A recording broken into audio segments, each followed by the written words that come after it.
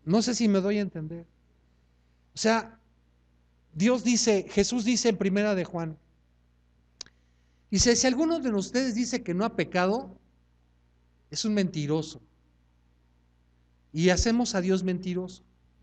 Pero sí que dice, si confesamos nuestros pecados, Él es fiel y justo para perdonar nuestros pecados y limpiarnos de toda maldad.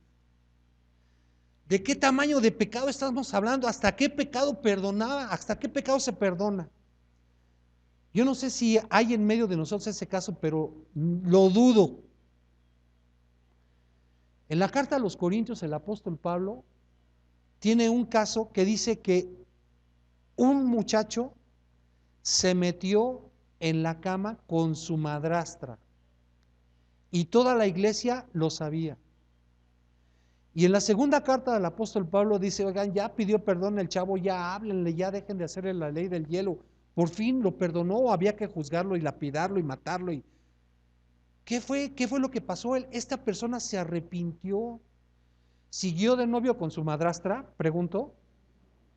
Claro que no, claro que no.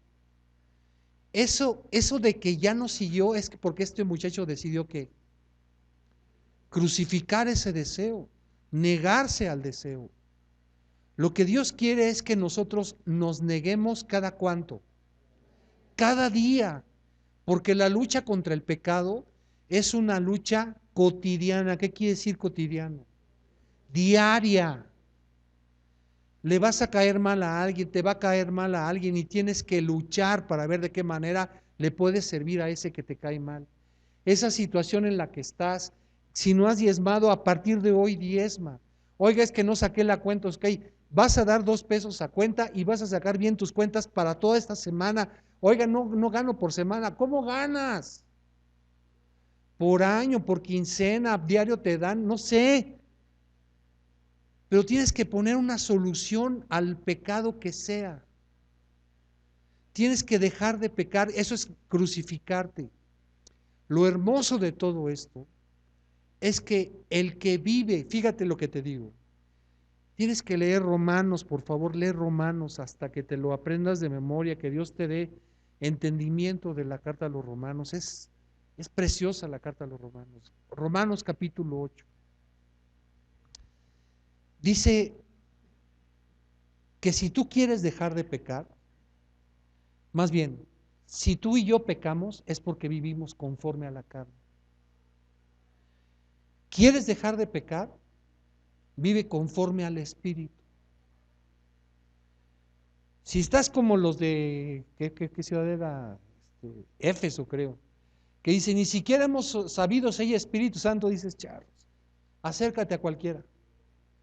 Al hermano Daniel, al pastor Benjamín, a Ricardo, a Israel, a mí, a alguno de los que ya sabes, a Alfonso, de los que sabes que tenemos mucho tiempo en esto, para que te expliquemos lo que es el Espíritu Santo.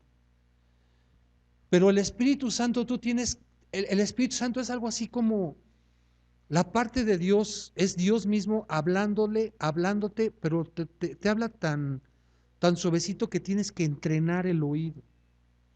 Y para que puedas entrenar bien el oído, tienes que negarte al hombre carnal. Porque el hombre carnal está enseñado por tu mamá, caray. O sea, desde que éramos niños nos enseñó. Si a usted le pegan, usted no se deje, usted péguele. Eso es lo que está enseñado nuestro hombre carnal. Y tenemos que hacer morir eso. Tenemos que hacerlo morir cada cuánto. Todos los días. Tenemos que crucificar nuestros deseos. Que si alguien te quiere ver la cara, que te la vea. Paga el precio. Págalo. Mira, la ley es vasta, es hermosa, dice tantas cosas. Dice, por ejemplo, que si tú y yo fuéramos marchantes en un mercado, si tú y yo vendiéramos jitomates o chiles o lo que fuera, dice que nuestra medida, cuando la vendas, no la raspes. Es decir, en el pueblo de mi papá vendían, hacían unos cajones de madera y esa era la medida de grano con la que ellos comerciaban. Y entonces dice, en otras palabras, dice, cuando tú vayas a comprar una medida de ese grano, no le pases la mano para que quede el grano al ras, sino que tu medida tienes que apretarla. Es decir, asegurarte que no queda aire entre los granos. Y luego la tienes que copetear para que de esa manera vendas las cosas. Así es como tenemos que obrar. Eso es lo que, ese es el espíritu de la ley. La abundancia, el amor, el que no me pagó. Por ejemplo, lee del séptimo año. Es una figura así que dices, charo. Es emocionante de que tu espíritu se alegra de ver esas cosas. Y que las tenemos que aplicar. Dice, por ejemplo, que si tú tenías un terreno y ese terreno lo vendías porque tenías una necesidad e ibas con Marta y le decías, oye Marta, te vendo este terreno. Y entonces no se valía que Marta dijera, a ver, espérate, ¿cuándo es el séptimo año? Ahí es el año que entra. No, no, no, porque la ley decía que al séptimo año tenías que regresar el terreno. Entonces, nosotros muchas veces decimos, es que si me pide dinero prestado Marta, sí se lo presto, pero si me lo pide Percy, mejor no, porque yo creo que el Percy no me lo va a pagar. La palabra, el espíritu de la ley es que tú le des dinero a Marta y al otro. Y Marta y el otro tienen la obligación de pagártelo, pero si no te lo pagan, que se los perdones. Que digas, yo dentro de mí se lo estoy regalando al Percy y a la Marta. Y si no me lo regresan, no importa, porque yo dentro de mí se lo regalé. Si me lo pagan, pues qué bueno. Ese es el espíritu de la ley. Y eso solamente lo vamos a lograr haciendo morir lo terrenal en nosotros. El crucificando nuestra voluntad, ¿cada cuánto? Todos los días. Porque te gustan estas cosas que oyes o no. El problema está cuando las queremos aplicar. Si ahorita voy y te digo, oye, préstame, pues aunque sea $1,000,000, dices, híjole, no traigo cambio, ¿no? Siempre le ponemos un problema. ¿Sabes qué? No tengo $1,000,000, pero sí te presto 500. Nadie de nosotros dice eso.